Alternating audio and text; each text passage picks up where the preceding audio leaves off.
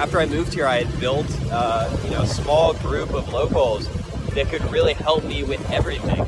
This is Peter. He's originally from California, has lived in New York, but he spent the past 3 years in Vietnam. I'm meeting him in Hanoi to see what it's like to start a company in a completely foreign country. But this is the one. He started an app that matches expats and tourists to locals who can answer questions like, where do I find the best local food? Or, how do I get a business license? Today, we're using his app strictly as just users. The first question I ask is, what's some good street food nearby? An insider, as they're called, tells me about a local bun cha place, and you can't find it on Google. You're gonna put the noodles in the broth, pick some herbs, get some chili, and some garlic. Mix it all up. That's it.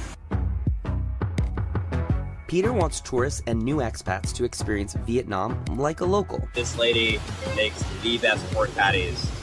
These things melt in your mouth. And no one knows about it. Like, no one would be able to find it. Yeah, no, tourists walk by. You'll see tourists walking by from the Temple of Literature constantly, but nobody ever stops here. In a developing country like here, Google, guidebooks, and review sites just aren't as effective, he says. One thing this app can't help me with, my chopstick game. Lunch costs us $3. I open up the app again to ask about a cool local coffee shop. So we're now gonna go try that coffee place that was just recommended. Peter says the recommendations all come from first-hand experience of the insiders. Do you tell a lot of your staff, like, your favorite list, or how much? No, empowering to do? I've learned from them. Like, this is a place that I found on Chameleon. We're not busy looking things up online and reading reviews to find a good coffee shop. We're just like, we just ask and, a few minutes later get a response and then just go. These business owners have no special deal with you guys, no sort of partnership. They probably don't even know what your app is.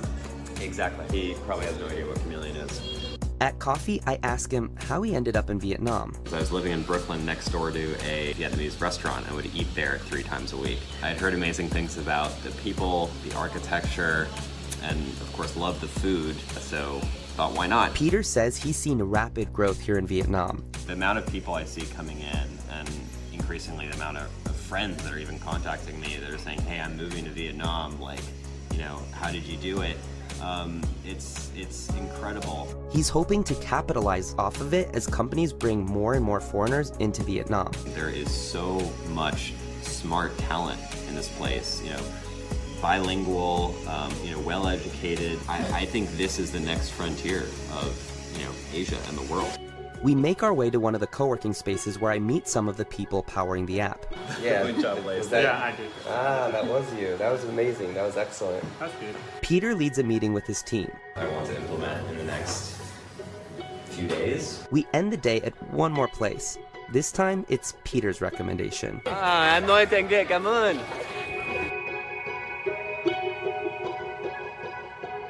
Peter left Brooklyn to try something new in Vietnam. In the process, he's building his business and experiencing a new culture as an American abroad. Thank you. Cheers.